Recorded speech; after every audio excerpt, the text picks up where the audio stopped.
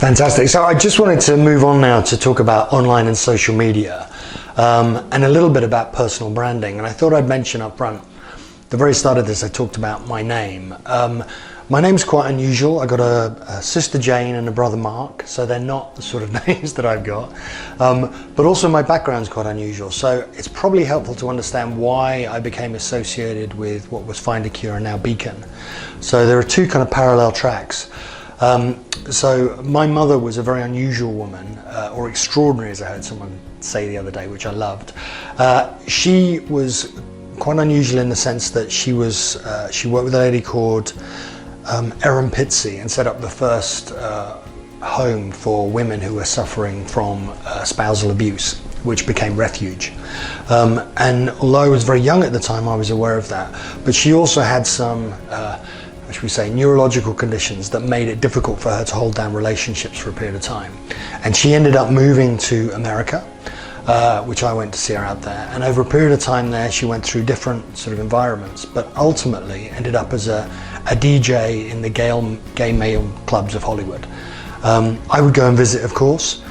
She sadly passed away from HIV/AIDS some time ago now, but I was immersed in that whole community during that period of time and saw what it was like then to have a group where there was stigma, or it was difficult to identify what caused the disease, what was the epidemiology, what would happen if you touched someone by the hand who had the disease, all those sorts of things. And it made me think there is a gap here in communication and in raising awareness. And it was via that I became aware of rare and orphan diseases and the people who are often profoundly impacted trying to explain something that other people don't get, or trying to talk to physicians or doctors to learn about what's happening with them. And very often will be dismissed because that doesn't quite fit their understanding of this particular disease area.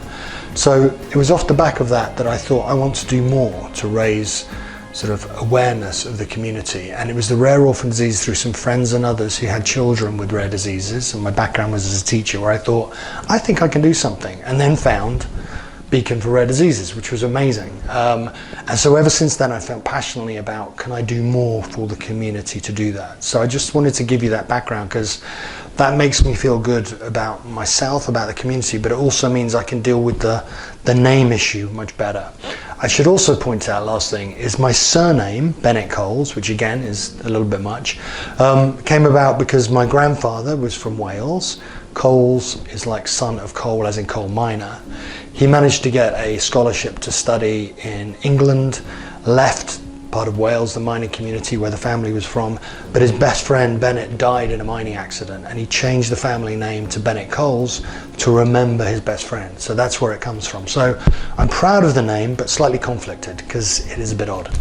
Anyway, I digress there. Some of this, as I said, is about finding your mission, your passion. So I have, and I love that, and I love being in this world at the moment. I'd say when it comes to online and social media and your personal branding, find something you're comfortable with. Find something that's going to work for you. Blaine and I were joking earlier that I give blood on a regular basis, started posting about it, and now I'm the guy when I attend events, they say, you know, you're not as pale as I thought you'd be, when's your next donation, etc. And I love that, and that's happened by accident. But there'll be things you can do that could get you identified and known, whether it's online or in person.